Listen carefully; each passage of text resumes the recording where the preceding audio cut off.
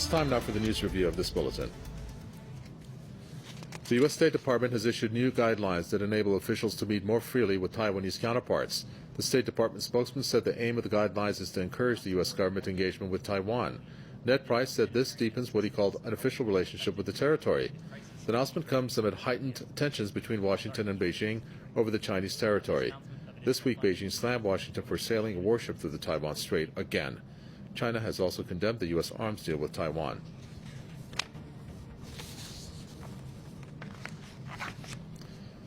Angelo Giuliano is a political analyst who joins us from Montreux, and we also have Marcus Papadopoulos as a historian, journalist, and author joining us from London. Well, another controversial move here, Marcus Papadopoulos, by the U.S. It shows like they are obviously displaying their militaristic approach when it comes to the Taiwan issue with China. Is that what they're doing? Indeed. And what I'm about to say next might come as a surprise to some people. Indeed, it might come as a shock to some people. But nonetheless, I believe in saying things as they are. China has every right under international law to reclaim Taiwan by military force. China has every right under international law to extend its naval reach from mainland China all the way to Taiwan. Why? Because under international law, Taiwan is a part of China.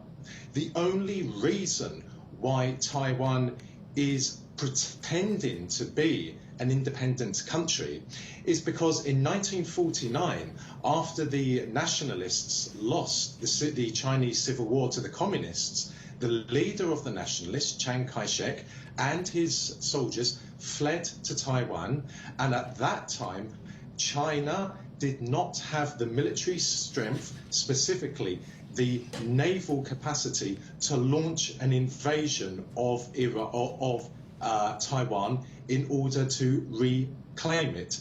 But the fact that Taiwan is a part of China is indisputable, is irrefutable.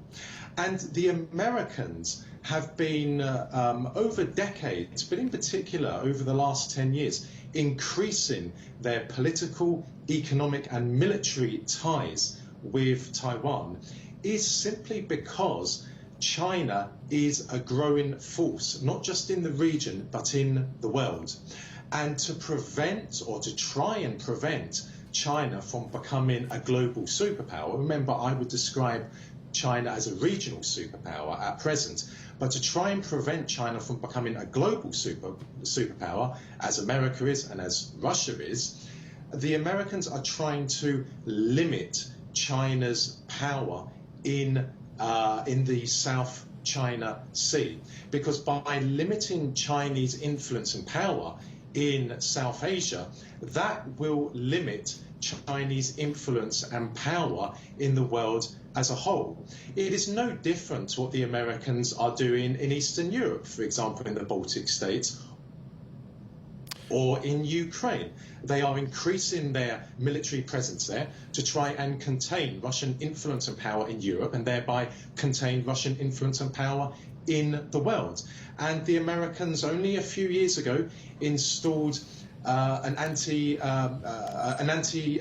missile shield defense system in South Korea, which of course is aimed at the Chinese strategic nuclear deterrent. So the Americans have created a potentially volatile situation over Taiwan. Why? Because the Americans wish to preserve American global hegemony at all costs, and they wish to derail any other country in the world which is showing real signs of growing political, economic and military power, as they have every right to do under international law.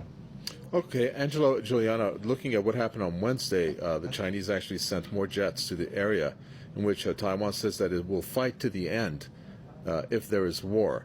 I mean, is this the direction that this is going? I think China would not go to this extreme.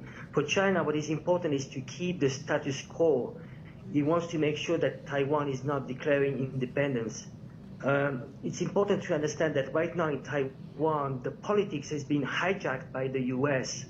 Last October 2020, the State Department announced that they opened an office for the National Endowment for Democracy, remembering that the National Endowment for Democracy is just an extension of CIA, which is used around the world to destabilize, to create chaos, and also to create color revolutions. So basically, the State Department has been pushing and supporting the DPP, which is pro-independence, while the Kuomintang, the other party, is actually more in favor of reunification. So I think what is happening right now in Taiwan is nothing less than a continuation of the meddling of the US in Hong Kong.